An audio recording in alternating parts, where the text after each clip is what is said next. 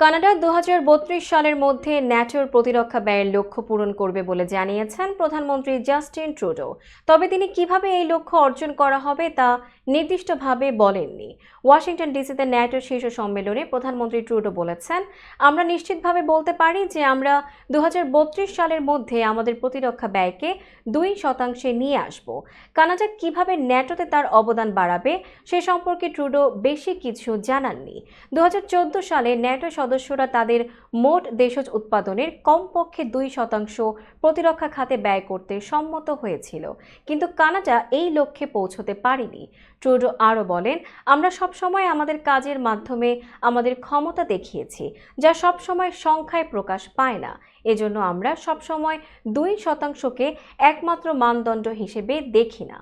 ন্যাটোতে কানাডার অবদান নিয়ে উদ্বেগ উঠেছে, যা প্রধানমন্ত্রী ট্রুডোকে জোটের 75তম বার্ষিকী শীর্ষ সম্মেলনে সমালোচনার মুখে ফেলেছে।